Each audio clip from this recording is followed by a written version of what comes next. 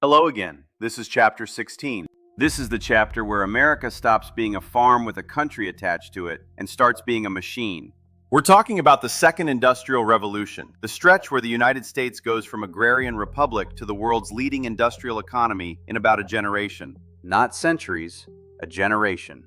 Let's get started. 3 things to walk away with today. 1. How railroads and technological systems welded a patchwork of regional markets into one national economy. 2. How a handful of business leaders built monopolies and then built philosophies to justify them. 3. What all of that meant for the people actually working the machine and for a political system that mostly looked the other way.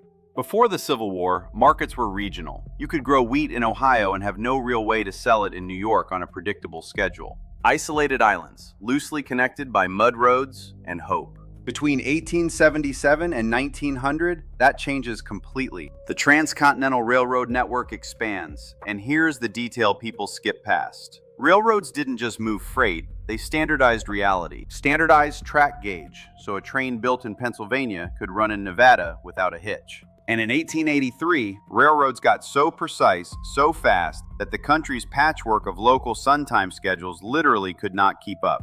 So the railroads invented 4 national time zones. Let that sit for a second. A private industry decided what time it was in America, and the government basically shrugged and adopted it. Alongside the rails, the telegraph, Alexander Graham Bell's telephone, Thomas Edison's electrical grid. And here is the shift that matters most. Invention stops being a lone genius in a garage. Edison's Menlo Park lab turns invention into a corporate assembly line.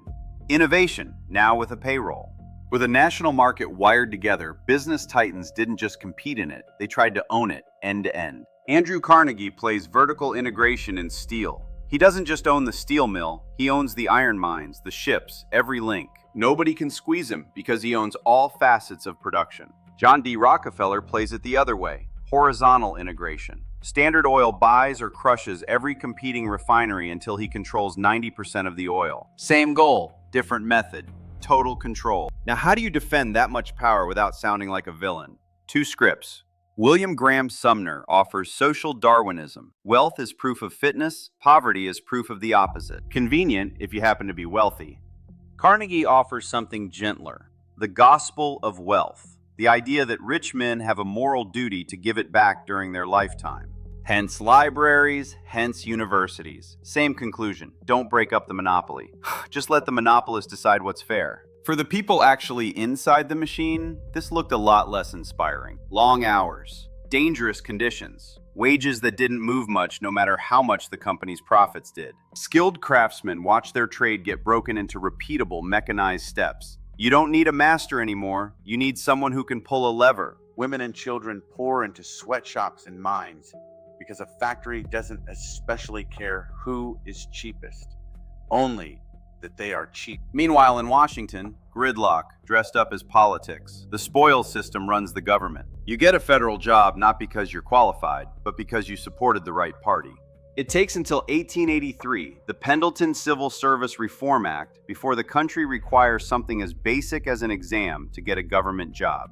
So here is chapter 16 in one sentence. Industrialization built wealth and modernization at a scale nobody had a name for yet. And it built the exact same questions about fairness and corporate power we are still arguing about today. Get your chapter 16 source response in. Next time, chapter 17, the people who built all this start organizing to push back. See you then.